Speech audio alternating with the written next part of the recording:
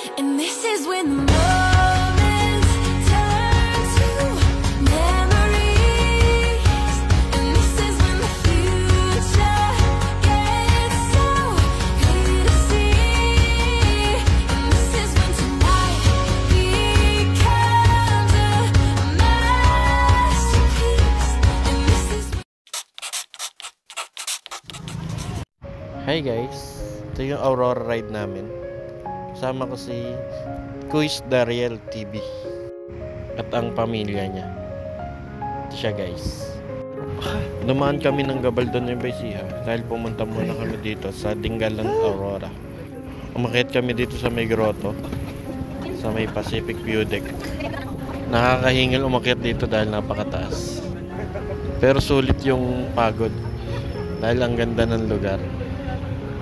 Sabi nila ito daw yung Batanes of the East dahil ang ganda ng lugar niya. Para siya daw nasa Batanes, yung gilid. Ayan, Batanes vibes. After dito, dumaan kami sa may Bungabon papuntang Baler. Grabe yung mga zigzag doon, nakakaantok, para kang dinuduyan. Kaya nagkape muna kami dito.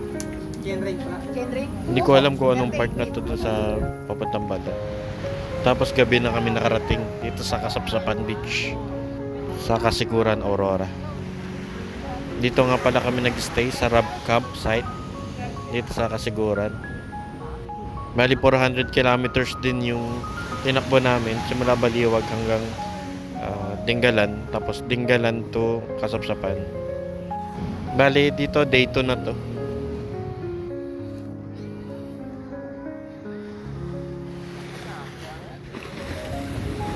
Ang ganda ng lugar dito guys. Ang ganda ng buhangin niya, ang ganda ng dagat, ang ganda ng sunrise. Ang ganda niya guys. Bali ngayon lang namin napagmasdan yung lugar kasi nga dumating kami dito gabi na. Tapos nag-swimming muna kami dito, nagsalo-salo sa tabing dagat kasama yung family ni Dariel. Matagal ko ng best friend to, si Dariel. Elementary pa lang. Hindi nakakalimot yan. Sobrang bait pa. Ang ganda dito sa Kasapsapan Beach guys. Ang linaw ng tubig niya, ang ganda ng buhangin. Tapos tahimik lang, wala masyadong bangka. Tapos pagka nag low tide siya guys, meron siyang ano dyan, hibasanan kung tawagin. Madaming laman dagat, makakalakad ka doon, tapos makakapulot ka ng mga laman dagat na pwedeng kainin. Day 3 na to guys. Bali nagkakape na ako dito, tapos babiyahin na kami papuntang Tibu Tidal Pool. Ay, nagkikwentuhan lang kami dito nila Dariel, Kuis Dariel TV. Pakipollow naman siya guys. Saka ako din pala pakipollow na din sana ako. Pa-subscribe na din sa YouTube channel namin. Nabubulol pa. Ang sarap magkape guys pagka ganitong kaganda yung lugar. Isa to sa pinakamagandang gusto kong puntahan lagi. Kaso nga napakalayo. Pero sulit yung pagpunta dito guys. Ang ganda ng lugar. Ang ganda ng mga dadaanan. Kaya sulit pagka araw kayo pupunta dito. Saka pagka nakamotor, makikita nyo yung view ng paligid. Nakakawala ng pagod. Kasi ito, Tibu Tidal na to guys. Hindi pa ito nababagyo noong time na itong pumunta kami dito. Ito yung para kang nasa paraiso pag andi dito ka. Nakaka-relax. Pagmasdan nyo muna guys.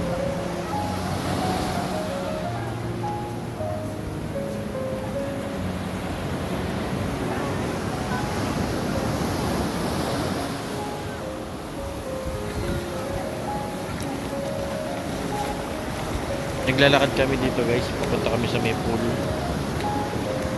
doon sa may gitna ng batuhan. Malakas yung alon pero safe naman yung mga bata.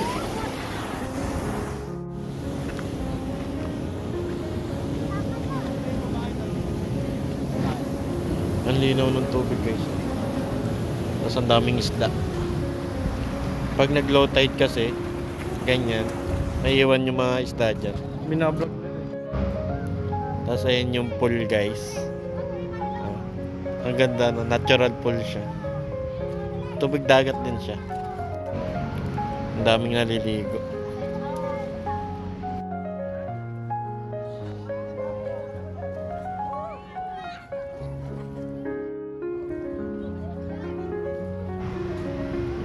Maganda din mag-picture-picture dito guys. Kasi may rock formation siya.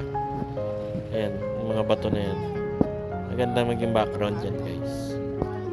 Kaso kailangan may tsinelas ka dyan pagka pupunta ka dito. Kasi napakatatalim ng mga bato. Masusugat yung paa mo. Tapos dito nakita ko si kuya, may nahuli siyang ano. Tadog. Pero kay Miss Tapo dito, tagutongan. Napana, salting ka lang. Kinakain din yan kuya. Sarap yan. Yan ba yung butete? Tatawagan. Hindi mo tete yan, katog-katog yan. Ah. Yan ang tatawag na special sa kasiguran. Ha? Ayos. Thank you kuya. Parang mag- dito gusto ko. Para hot spring. Hot spring. Basta doon malaki. Pwede dito ka maging hotspot. Hello? Tapos ito guys, ang gaganda ng mga isda. Tingnan mo, oh. Parang umiilaw yung blue niya sa likod. Tapos ito, dalawang kulay naman siya, orange saka blue. Tapos dito si mantis naman guys. Nagtatago siya. Ito mukha naman siyang tiger fish.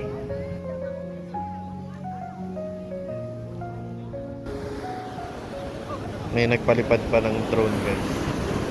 Sana all may drone. Ganda sana ng shot pagka may ganyan.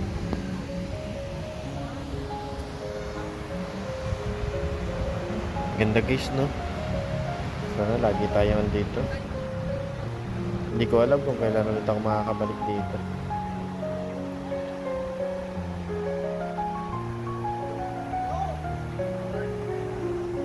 Day 4 guys, biyahe na pa uwi. We don't need a king. Oh, I don't know what you've been told, but the sky right here is gonna rule the world. Yeah, that is where I'm gonna be, because I wanna be.